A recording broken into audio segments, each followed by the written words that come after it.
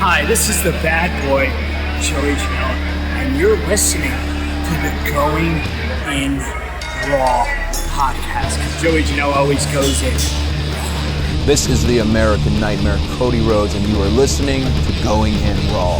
Hey everyone, Kenny Omega here.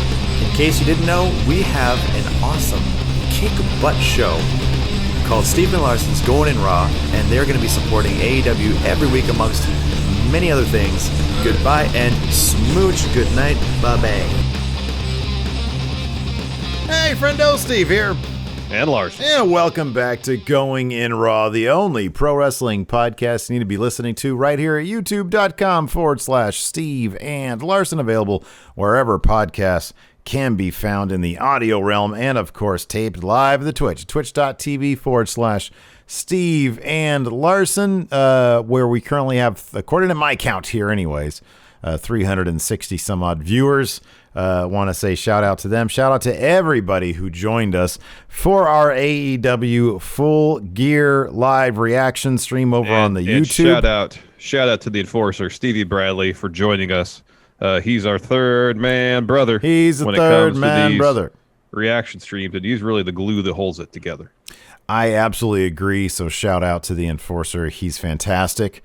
Quick note. Also, this coming week is going to be Pledge Week. We really should have come up with like a different name for it, like Friendo Pledge, Friendo. I don't know. What is? Do you remember? Does PBS have like a proper name for it? They just call it Pledge Week. Call it Pledge Week. Man. Is that what they call it? NPR. That's why I thought the name Pledge Week. Yeah. All right. Yeah. Oh, that's fine. It's good enough for them. It's good enough for me. It's the first time we're doing it. Next time we'll do it. We'll think of something clever, I guess. So Larson, explain Pledge Week for the friendos, please. So we're gonna make all our Friendo Club TV bonus content. Ask Steve and Larson, Power Rank, some gaming stuff, Classic 10 for the wins. We're gonna make it free, gratis for everybody. Mm-hmm. Yeah. Usually those are reserved for YouTube channel members, patrons, and Twitch subs. Mm-hmm. Not next week.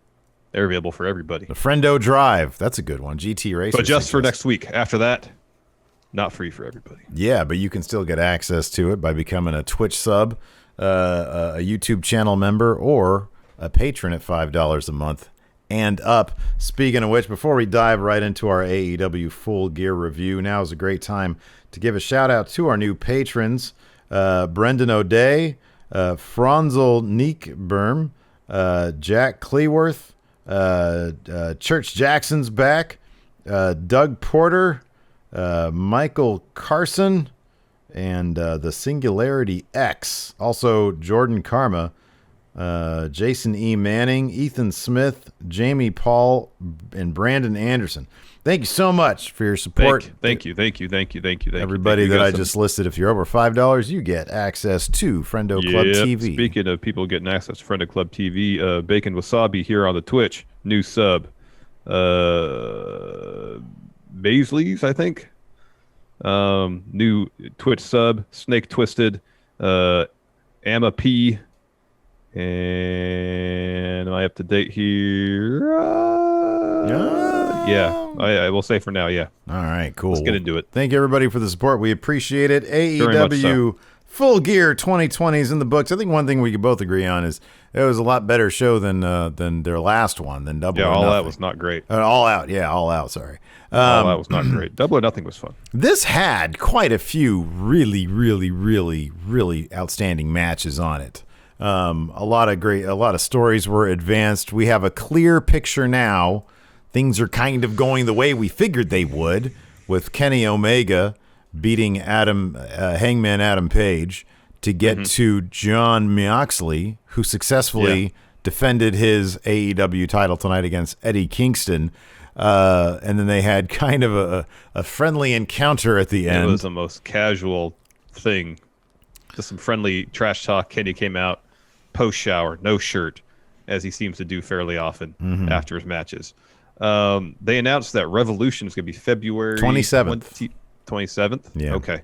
That's a pretty good stretch between now and then. It's not like it's early February. It's it's a pretty good stretch. So are they going to wait that long to have this match? Are they going to have like a super sized action-packed Dynamite where they have a title change? I just don't know. I mean, I don't know how they're going to wait that long for this match to happen. I don't know. Because I say this because AEW generally, like, they don't wait a lot. Like, Brian Cage won that chip at a Double or Nothing. Like 2 weeks later, he's supposed to have, like, not 2 weeks, but it was a matter of like a matter of weeks. He was having his title match against Mox. That got pushed back because COVID stuff. They don't wait around for that stuff generally. Right. Yeah. Generally. Maybe this is different because this is a huge main event bout. But at the same time, honestly, I don't know what they're going to do. I would like to think, I mean, it could be as easy as, Kenny shows up on Dynamite and sort of announces, hey, I've talked to TK, I've talked to Tony Khan, and at Revolution, that title's coming home. And to an AEW, I mean, they're all AEW originals, but like, to a guy who didn't make his name in WWE, he can announce that, and that can be a looming thing. I mean, it could be a matter of him saying, hey, I don't care what you do with that title between now and Revolution, but you're on notice, and that's when I'm going to take it. And then that can sort of give him some freedom to go off in a couple other directions between now and then. Entirely possible. Because kind of by precedent, that's kind of been set. Not that they can. Yeah, no, I agree, but this is a big deal. Oh yeah, it's a huge match. I mean, all the other ones were, and I don't know. I mean, I still think that Kenny's gotta be the guy, unless between now and then Kenny gets his shot, Hangman pulls some shenanigans, and then Hangman's the guy to take it off Mox. I don't know, Revolution or not, but I don't know. I kind of feel like, in my own personal opinion, Mox's title reign, it's getting kind of stale. And I do think that kicking it up a notch with Kenny having the title seems like it makes a lot of sense. And I don't know what Mox's contract status is like, or if he wants some time off. I mean, he works 1 day a week, but still. I don't know. Or if he wants to go, perchance, defend that IWGP US title. There's that too. Maybe maybe that's Kent has called him out. So yeah. So that's definitely a possibility. I don't know. Maybe they'll have the match in 2 weeks on Dynamite so that he can do that. So yeah, I don't know. I imagine we'll probably find out a lot more on Dynamite. I imagine they have a plan in place. I would hope so. So yeah, I thought the Omega Hangman match was a lot of fun. It was super physical.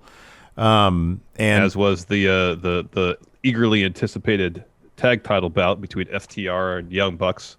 FTR, I think they said in a recent interview they want to make it an ode, a tribute to tag team wrestling. It definitely was that to tag team wrestling. It was exactly that. It was loads of fun. I for me, it wasn't necessarily up there with Young Bucks versus the Golden Lovers, because that match was probably the best tag match I've ever seen in my entire life.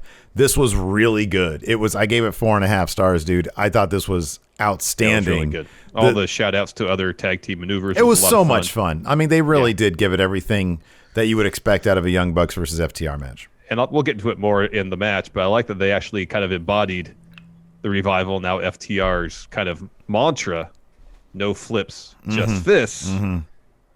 And essentially, Dax Harwood couldn't use his fist. And Nick Jackson couldn't do flips. It was very specific to their teams, this match. Yes. And I thought that they looked like they had a lot of fun with it. Let's just go ahead and get into it. I can't wait to get to Elite Deletion, by the way. That was, talk about fun. That was But that's surprisingly brutal. Yeah, the end was like shockingly violent. So the buy-in, the pre-show, saw an NWA women's title match between champion Serena Deeb and challenger Allysin Kay, making her first AEW appearance. I have no idea if this match was meant to be, I guess, an audition of sorts, sort of a showcase, so that the higher ups in AEW can sort of get a better view of Allysin Kay now that she is a free agent. She is no longer with the NWA, which sort of makes this a goofy match in the first place, or the premise of it kind of goofy. Yeah. That being said, I really, really, really like this match. I thought this was actually. I'm a big fan of Allysin Kay. I think she's great. Usually, I'm a big fan of her character stuff. I've always thought she's been a solid wrestler. This is like the best match I've seen from her. I think a lot of the credit of that goes to Serena Deeb. She's really good, terrifically creative in the ring. Yeah, that's for sure. So kind of one of the story beats was Deeb was working over Allysin Kay's neck with a couple neck breakers. Goes for like a trap pile driver. Kay escapes that, hits an Alabama slam. That's what a Steve Jarrett moves. Gets 2. Later on, Allysin Kay hits AK-47. Deeb rolls out of the ring. Allysin Kay goes to kind of get her back in the ring. Deeb hits the dragon screw as Kay is getting back in the ring. Deeb hits her finish. Kay gets her foot in the rope. Well, hits what I thought was like a package pile driver, but it's kind of like a pedigree, but instead of double underhook, it's like a package thing. Kay gets her foot in the ropes, and then Deeb locks in the Serenity Lock for the win. Afterwards, Thunder Rosa comes down the ring, has a face-to-face with Deeb, and this match was great. Tons of fun. For the most part, I really enjoyed the AEW Women's Title match later on the show. I just feel like the NWA Women's Title scene has like way more story going on right now than the AEW Women's Title scene, which the match tonight had basically very little story going for it.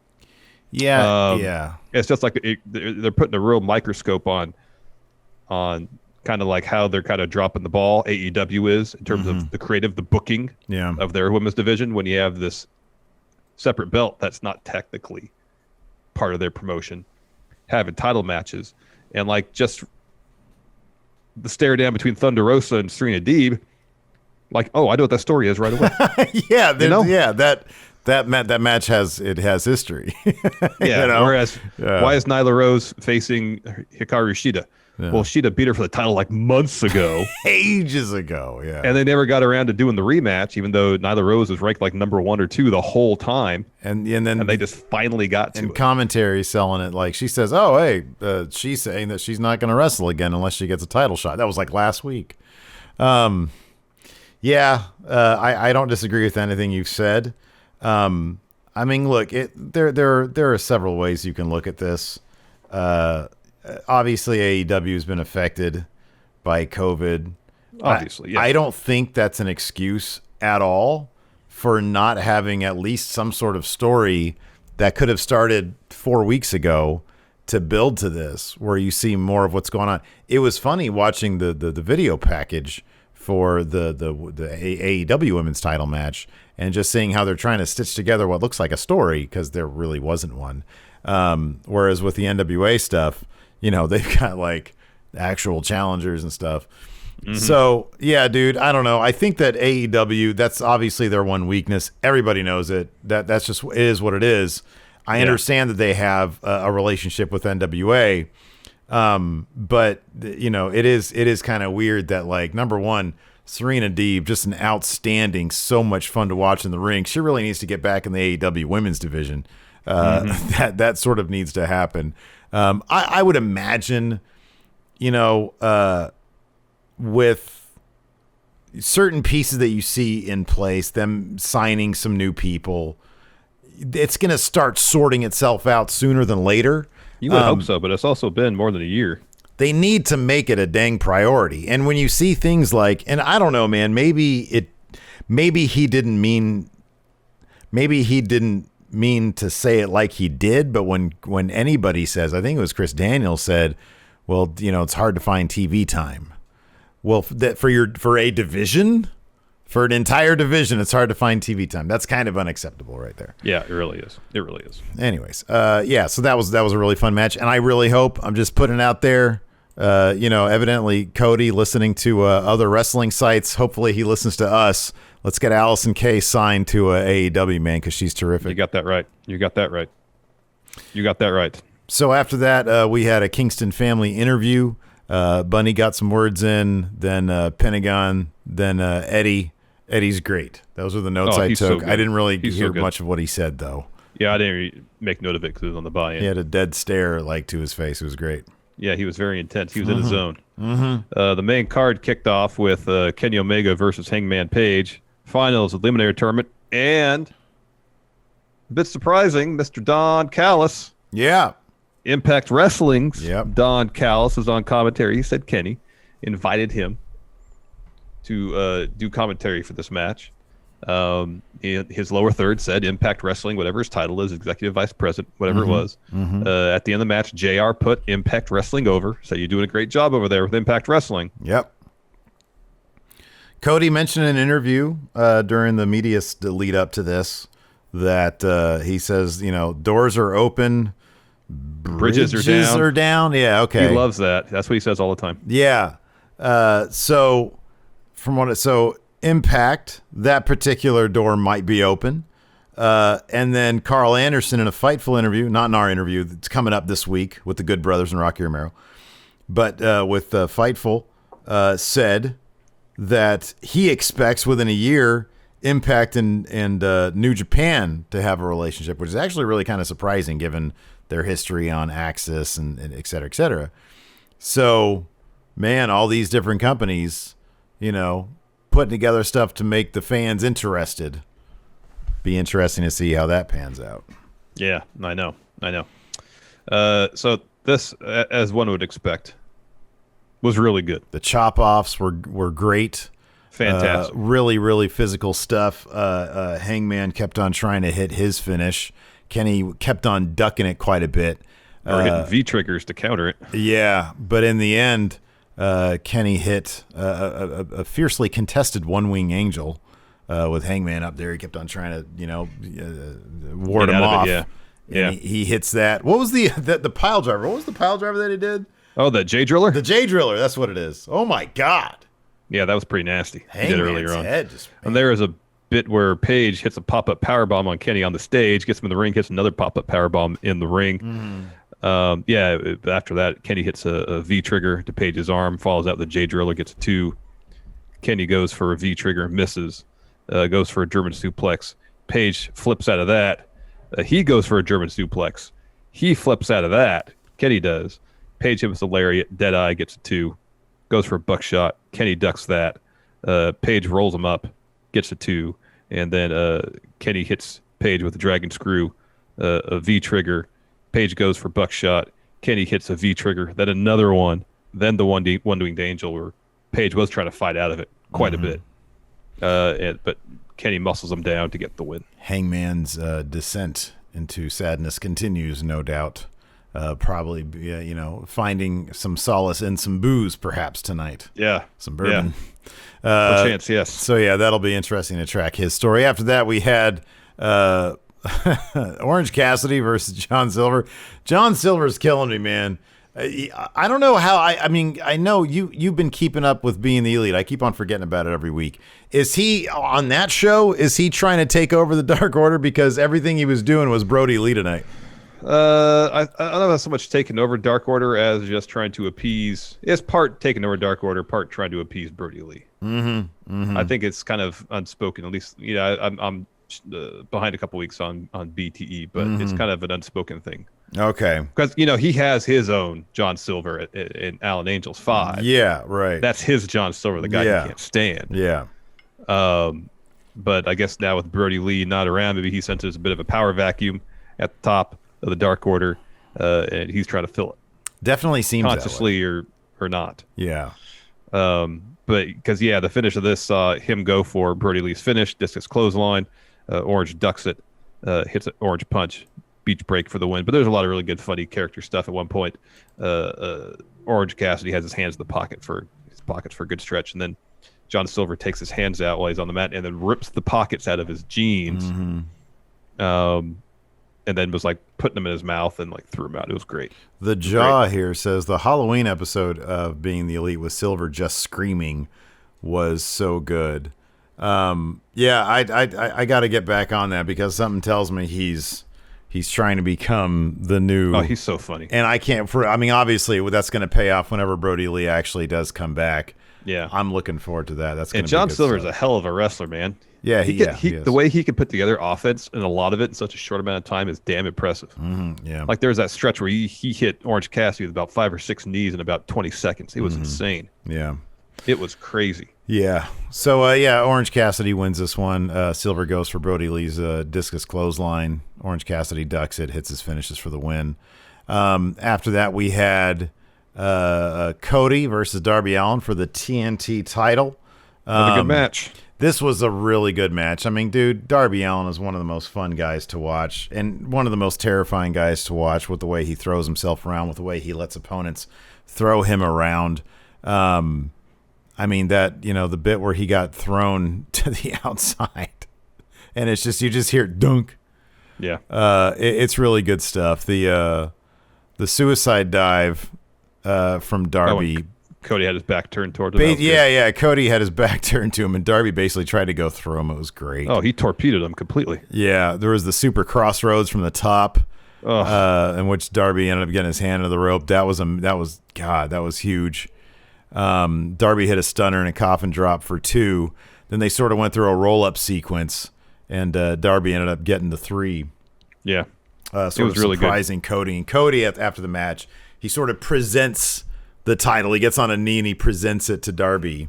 And Darby's very emotional about it.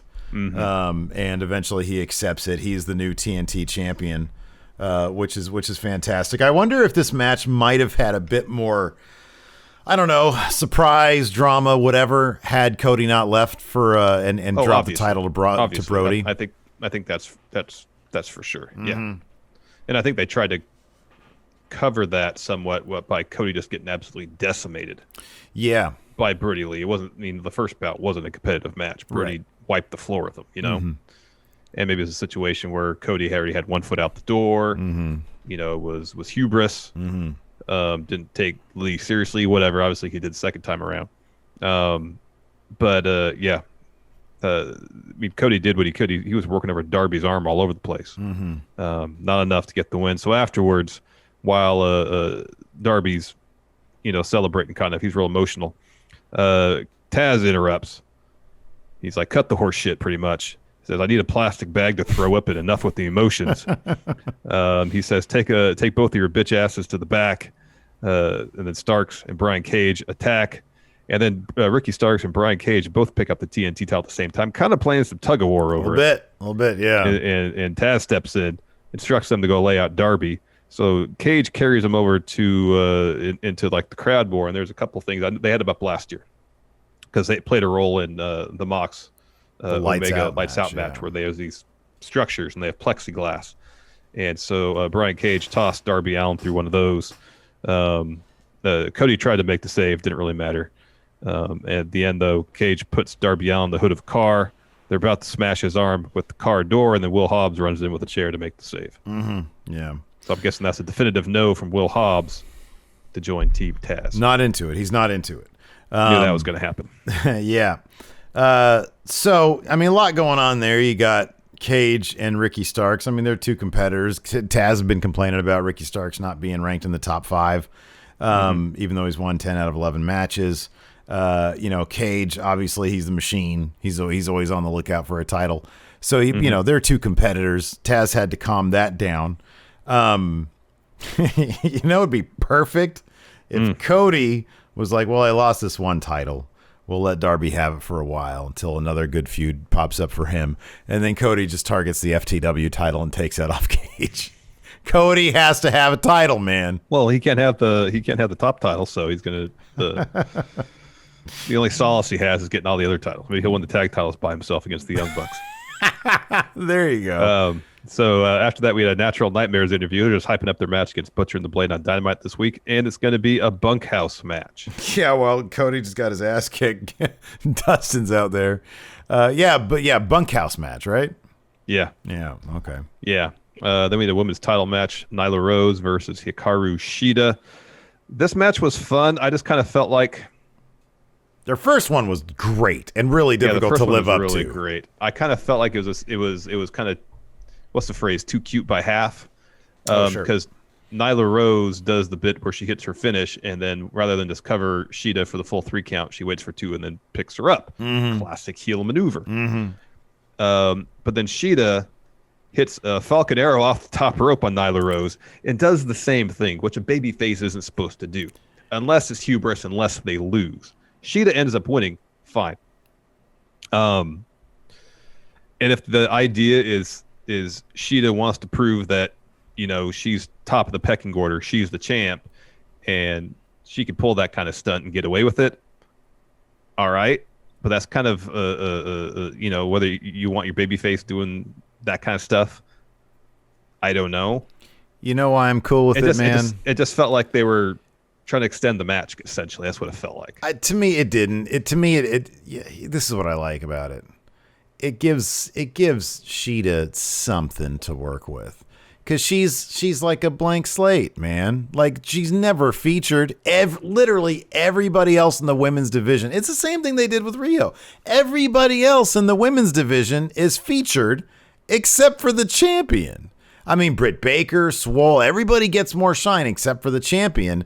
And it really is left, and everybody else has grown as a character. And I don't disagree that it sort of came out of nowhere, because there's never been the indication that she would be like this. However, to not respond, Nyla Rose dropped her with that power bomb and not just picked her back up. She gave her the double middle fingers. And they gave her a shining wizard too. And what do we always say? Yeah, what do we always say? We don't like our babyface to be pushovers. Definitely. But I think especially because there's a lot of other stuff going on in this match where Shida looked great. The aforementioned top rope Falcon Arrow, which is crazy insane. Mm-hmm. Like she powered up Nyla Rose for several other moves. Like, Shida as an athlete is impressive. She could do some impressive things in the ring. Mm-hmm. It just felt like a situation where, like, oh, they're just trying to add a little something here, which in 3 weeks might very well be forgotten. Mm-hmm. You know, because there wasn't the groundwork laid for it, because she is basically never on TV. Yeah. So it just kind of felt like, okay, well, maybe they're trying to add a wrinkle to her character. Cool. But that's kind of stuff that should be built to. Yeah. I'm fine with it. I thought it was cool. I thought the match was cool. And yeah, to me it was like, oh, that's kind of nice. You know, she gets her little takeaway there. And then apparently, so at the end, because then by the end she beats the crap out of Nyla. I mean, at the end she unloaded.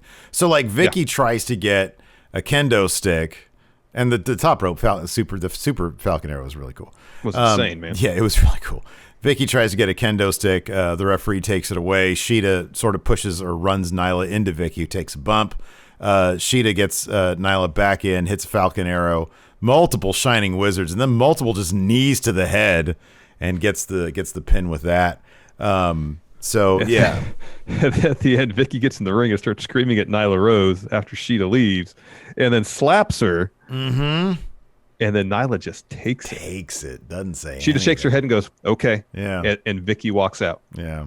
Just takes it. Well, when you have a point, you have a point, I guess. Again, that was something that I sort of appreciated, because you expect, the big monster heel to get up and be like, "Oh, you messed up," but she just sort of took it. That's a wrinkle there that's. Yeah. No, that I didn't mind. I thought that was an interesting development. If this dude, if they say, "Hey, our women's division is dead," let's throw some stuff into this so that we have something to go off of from now, then I'm okay with it. That's cool. Yeah. So long as there is a plan, not a situation where, like, well, we got to do something. Let's do this. Oh, I agree. If they don't follow up with, it's all about follow up. It's a situation where in 3 weeks there's no reference. Shida isn't doing this kind of stuff anymore. Then what's the point of it? Yeah, I don't disagree with that at all. After that, we had the Young Bucks versus FTR. Man. Like you said, it really did come off as my Steve notes did no justice to this, because it really, although I did give it 4.5 stars, it was a love letter to wrestling, man. It was the Young Bucks were working over literally the fists of FTR, because that's their thing. Meanwhile, obviously Matt Jackson has a big target on his knee, so they were going after that to eliminate their flips. Wrecking it. Yeah. Wrecking it. Cash, at several instances, was just literally throwing his body around. At one point, he spears Nick Jackson out of the ring. That was shocking. And then later on, like, as part of the finish, Nick had been the victim of that at one point, early on. When Cash tried to do it again, he was able to evade it, and Cash just goes flying. So during this match, we see a heart attack. We see the Steiner's old finish. We see 3D. We see a Twist of Fate Swanton combo. And DIY. Oh yeah, And yeah. DIY's finished. Yeah, you mentioned DIY. That was great. I mean, FTR did the whole. They did the whole thing. Yeah, the whole thing. That was pretty cool. great. Because there's no there's no FTR without DIY, and vice versa. You know, like Exactly. man, classic matches. And I also like how when the Young Bucks had the dual sharpshooters in. So Dax was in a sharpshooter in the ring. Matt had him in it. Cash was in a sharpshooter out on the stage. Nick had him in it. They referenced again the FTR stuff. Mm-hmm. Remember the finish to there when DIY finally won that match, won the titles, where they tried to hold the hands and stuff. I liked how they actually referenced that somewhat. Yeah, I know. During the course of this match. Yeah. At the end, though, it wasn't enough. So finish saw. So Nick's trying to pull Matt into his corner. Cash super kicks him, and Nick tumbles to the floor. And so he pulls Dax to his corner, tags himself in, super kicks Matt, and then looks at Matt, looks at the ropes, looks at Matt, looks at the ropes. It's like, all right. So he goes and does a springboard 450. Yeah. Eats Matt. Yeah. Not Matt Jackson. Yeah. The Canvas. Matt. Yeah, canvas.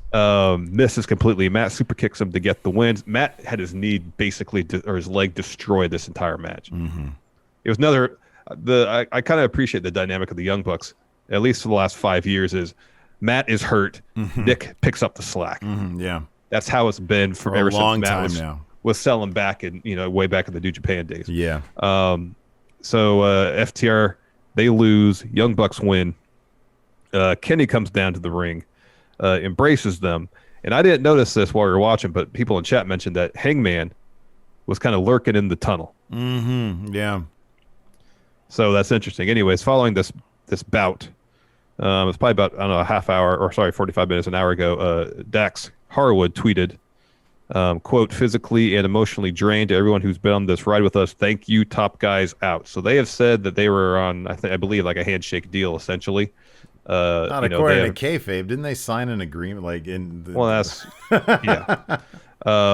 And they have mentioned they want to wrestle like the North.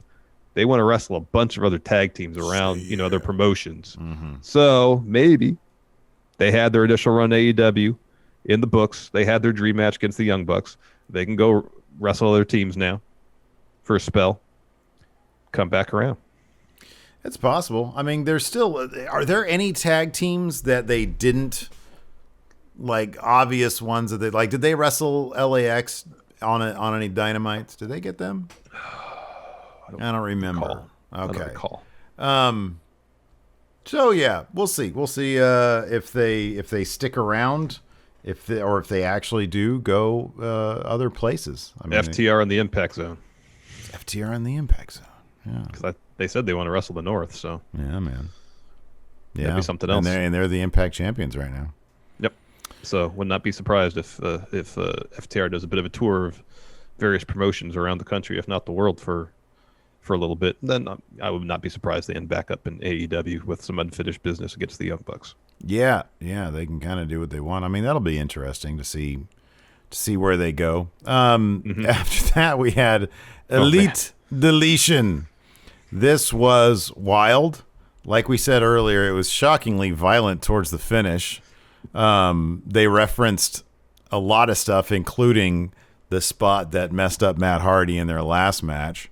It started with Sammy rolling up to the Hardy compound in a golf cart. And Matt was waiting for him with a monster truck. Mm-hmm. So he crushed the golf cart. So they get to... Before the match began, we just said, get this in real quick. Before the match began, we see the shot of Sammy rolling up in the golf cart, and they cut to a shot of Matt by his house, and he's on the phone with somebody. Yeah. And he's saying, I feel like I'd be outnumbered here, so be ready to come at a moment's notice. Mm-hmm. And that was it. And then we get to Sammy rolls up, he sees Neo 1, he projects the hologram Matt. Matt kind of disables the cart, the power of the cart, and that's where the monster truck comes in and all that stuff. Yeah, they end up going to like a ring in the backyard, and that's where a lot of the action takes place. So LAX ends up showing up after Matt powerbombs Sammy through a table, which prompts Matt. What was the code word? Something about water. This ain't water. This ain't water. This ain't water. So Private Party's waiting in their car. So they finally come out to go help out Matt. Sammy ends up hitting a twist of fate. There's trench warfare with fireworks. So obviously there's fireworks always laying around whenever there's a deletion match.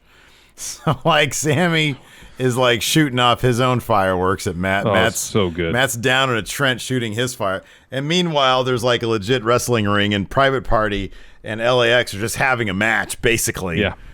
In the ring. They all like get down because Matt's going crazy with the fireworks. That stuff was great. The next bit was like my favorite part of the match. And it was just you cut to, so they're having a match, but meanwhile, Matt is chasing Sammy towards the dome, and he's just lighting him up with fireworks. It was the Lake of Reincarnation they were running. Oh yeah, that's where they're going to. Yeah, that's right. Yeah, and Sammy slips on some mud, and that, and for a while Matt kind of pulls up and you shoot the fireworks in the air to see what's going on. He's like, "Oh, Sammy's fine. All right." Lighten him up. Hits Twist of Fate. He's about to send Sammy to the Lake of Reincarnation. Fucking Gangrel. Yeah. Shows up. He's got Hurricane Helms with him. Mm-hmm. So Private Party runs out to makes the save. Was this a reference to like the last time they did a deletion match? It must have been in TNA, I think. So Hardy eventually frees Shane Helms. They say, "Hey, it's been hey, I finally got you out. It's only been 2 years." And then Matt says something like, "Well, that's long-term storytelling for you." And then Sammy super kicks Matt. Helms takes it to Sammy, but then Sammy ends up tossing Helms in the Lake of Reincarnation. Sammy and Matt go back and forth a little bit. And Helms comes back as, I guess, like as an interviewer. He was the reporter because that was his other identity when he was the Hurricane. It was That's like right. a Clark Kent thing, yeah. Yes. And then so Sammy ends up tossing him back into Lake of Reincarnation. Matt and Sammy go back to the ring. Now Helms is back to being the Hurricane. Now Santana has a bat. We get to see Gangrel hit a DDT. That was awesome. That was rad. The only thing missing from the Gangrel appearance was hearing his old WWE theme because that's one of the best. And some blood in a goblet. Yeah. And a goblet. I know, him laughing. So while all the action's going on in the ring, Matt Hardy and Sammy, they go back into the forest. Santana Ortiz and Gangrel at that point had kind of beaten up Private Party. They start chasing after Hardy. So they run to like the warehouse, the dome, the Hardy Dome. And as they're about to run in through the open garage door, Skarsgård, the dilapidated boat, falls over. I guess trips the mechanisms. The door falls, leaving XLAX and Gangrel on the outside, and Sammy and Matt locked on the inside. And this is when the level of violence escalated quite a bit. Yeah. So inside the dome, so they go back and forth a little bit. Sammy puts Matt onto a table, and right next to it there's like a super, super tall ladder. So Sammy goes up that. He hits a swanton off the ladder onto the table. Matt kicks out of that. Matt hits a twist of fate and then spears Sammy through the ropes onto other tables that are down there, referencing the spot that they did the last match. So Sammy, they cut to like what's going on down there, the aftermath, and Sammy has a giant pool of blood under his head. He's like bleeding from the mouth. So it's a really gruesome bit. And even the music gets like super grim. Yeah. So he does that. Matt takes a chair, sort of picks him up, takes a chair, and he like whacks it with him. But then he like hits him with like the seat, or I'm sorry, the back of the chair, backrest, the top of the backrest. And it was really just really well framed camera work because it was sort of behind him, and it looks like the thing hits him flush.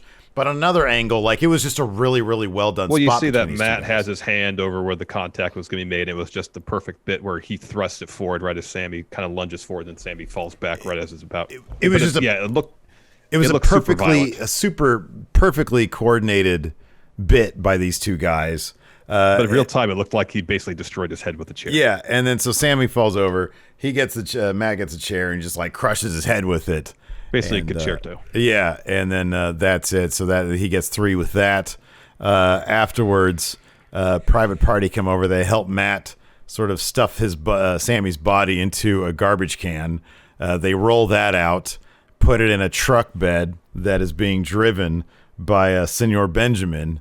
So Sammy Guevara evidently has been killed off of AEW, or we'll see him on Dynamite. We'll find out. And then Private Party. And then Rebby is seen playing the piano. She's playing them out while they're doing the replays. Yeah. And Hurricane, Rebby, Private Party, and Matt all celebrate to see us out. And so that's pyro. There's more fireworks too. It was hilarious. It was a little less like sort of tongue in cheek and a bit more violent. I enjoyed this quite a bit. Yeah, it was a lot of fun. Mm-hmm. Afterwards, we had a Lance Archer promo. He's just pretty much say he just wants to beat up anybody, and everybody. Yep. He said, I don't care who you are, elite from a family, everybody dies, AEW. Yeah, pretty much. Mm-hmm. After that, we had MJF versus Chris Jericho. Of course, if MJF wins, he will join Inner Circle, as will Wardlow. Yes. So early on, Jericho, he rams MJF into a ring post, goes for a Judas effect. MJF ducks that, so Jericho, in effect, Judas affects the ring post. Mm-hmm. After that point, MJF starts working over Jericho's arm. That's usually a strategy because his finish is a Fujiwara armbar. Some decent back and forth. The finish, though, was a lot of fun. So MJF catches a Judas effect, locks on Salt of the Earth. Jericho gets to the bottom rope. Wardlow comes down the ringside. He hands MJF the Diamond Dozen ring. Mm-hmm. And Wardlow is distracting Aubrey Edwards. So MJF swings at Jericho. Jericho ducks, and then Hager tosses Floyd to Jericho. And so Jericho's standing there, rest back's turned. He's just waiting to clock MJF with that bat. MJF just takes a bump, flat back bump. Ref turns around. Oh, she thinks Jericho hit MJF with Floyd. And Jericho's like, no, I didn't do it. MJF rolls him up, gets the 3 count. Mm-hmm. Yep. And then afterwards, they shake hands, and Jericho says, "Welcome to the Inner Circle." And you see Hager, he's sort of staring at Wardlow a little bit. His spot, he's still nursing those eyes. Oh, he still looks beat up. Those beat up eyes. Yeah, he took when was that? Was that like it's last weekend. That last weekend, wasn't it? Yeah. Ooh, yeah. Man. I have to go back and watch the way he walks, apparently. he just looks like he's beat up. He looks like he's still messed up, yeah. After that, there was a goofy little bit where, who was it? Kip Sabian was demanding that Orange Cassidy apologize to Penelope Ford for what was going on last week. And then he does, and he slaps him anyways. Well, that's not good enough. That's not good enough. And then they just sort of saunter away. I don't know. And Miro is just sort of in the background. I'm like, man, you guys pulled Rusev.